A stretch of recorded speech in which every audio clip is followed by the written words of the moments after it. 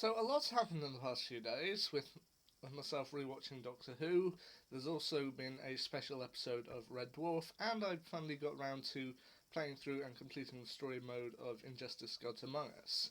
Now with the last two, I will be releasing videos or reviews of them in time, but for the time being, let's finish off my Doctor Who guilty pleasure marathon. And the final number on my randomly generated numbers list was the number 10. And my personal favourite choice of Series 10, World Enough in Time and The Doctor Falls. Now, just before I start off, I want to make one thing clear. I know I said this is a Guilty Pleasures marathon, but I always, for each series of Doctor Who, at least from you, who have two choices for each series. The episode I consider best, and the episode or episodes that I consider Guilty Pleasures or personal favourites. And I have, when I've posted online about these, I have had people saying, well, it's not so much of a guilty pleasure. I mean, we really enjoy that episode. Let me clarify something. When I say something is a guilty pleasure or personal favourite, I usually mean that I enjoy that particular episode, probably the best out of the whole series, but I understand it's not necessarily considered the best. Look, let me give you an example.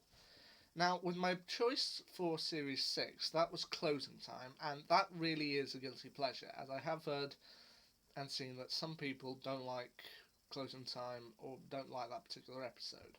So that for me is a guilty pleasure. Whereas, take my Series 2 pick, School Reunion, that one is generally seen as a good episode. So people are like, why is that guilty? Let me explain. School Reunion is a good episode, no doubting that.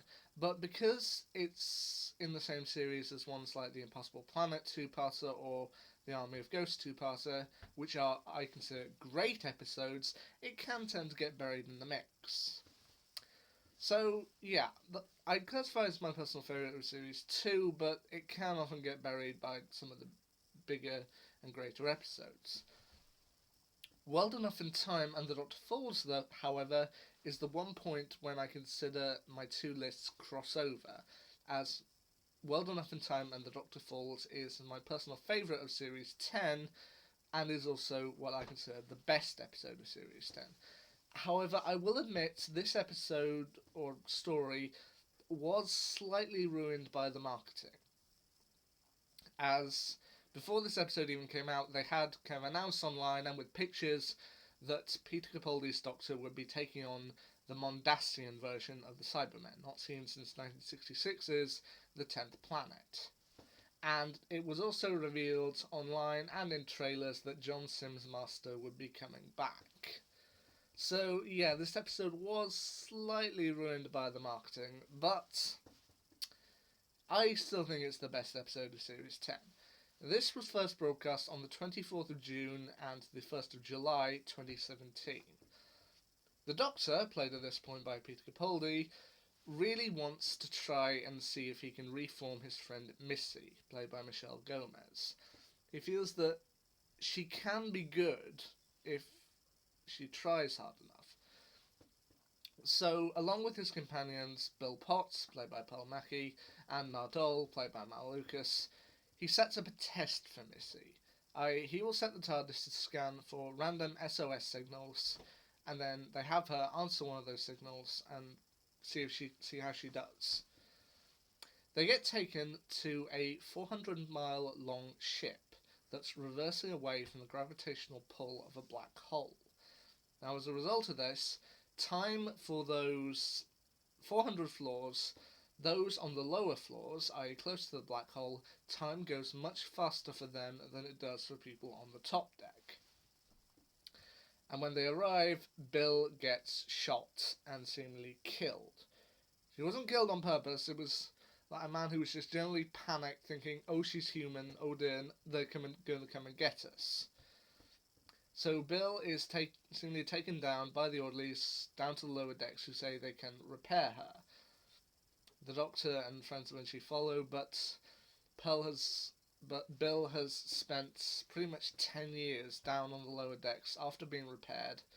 She's kind of helped out by mopping around and discovering that some of the people who have been fixed, who now have kind of cloths over their faces and are seemingly continually in pain, and eventually they turn them into Cybermen. And these are Mondasian Cybermen. Okay, the cloth faces, the robotic style voice. And while I admit this episode was ruined slightly by the marketing, I still remember at the end of World Enough in Time thinking I knew what was going to happen. There was pretty much no way around it. It had to be that Bill was going to be turned into a Mondasian Cyberman. So I knew it was going to happen, but still, when that moment happened, I was just in a state of shock. I was horrified. And that I think makes this a truly great cliffhanger. I could see it coming from a mile away, but I was still horrified by the end result. And not only that, when Bill goes down to the lower deck, she is comforted by a man named Razor, kind of an orderly who he's a bit scrubby. He's a bit mysterious. But then I knew eventually that it had to be John Sim under there. But honestly, when I first watched this episode through, I didn't catch on straight away. I just thought, he seems a bit weird, but yeah, he's probably alright. And then eventually, when he pulls off that mask, kind of confronting Missy, it was still a shock. I knew it was coming from a mile away, but finally for two versions of the Master, to be honest with you, we've seen various versions of the Doctor interact with each other at times, but to see two versions of the Master kind of talking off against each other at once, that to me was a brilliant moment. And then just for them to come in and stand next to the Mondasian version of Bill, it was chilling.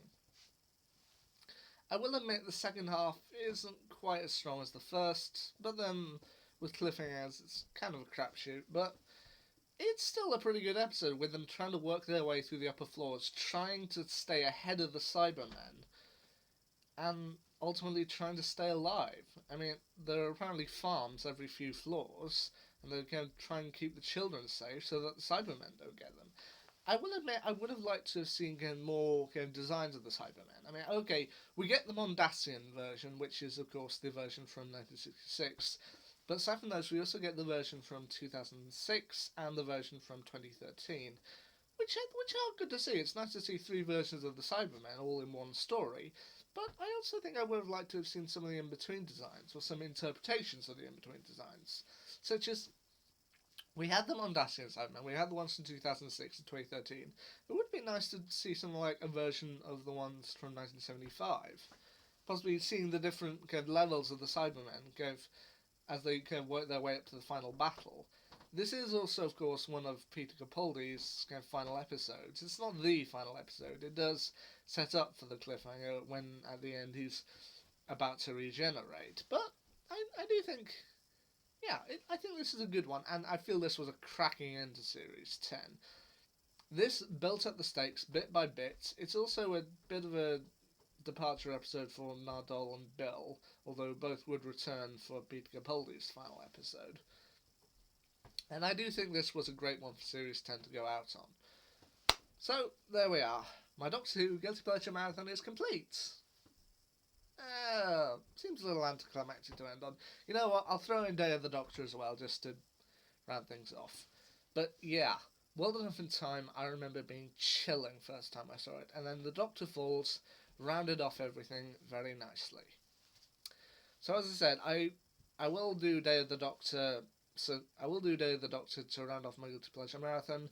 I'll also do a review on Red Dwarf The Promised Land at some point in the next few days, and also do a review of the first Injustice game. But for the time being, allons-y.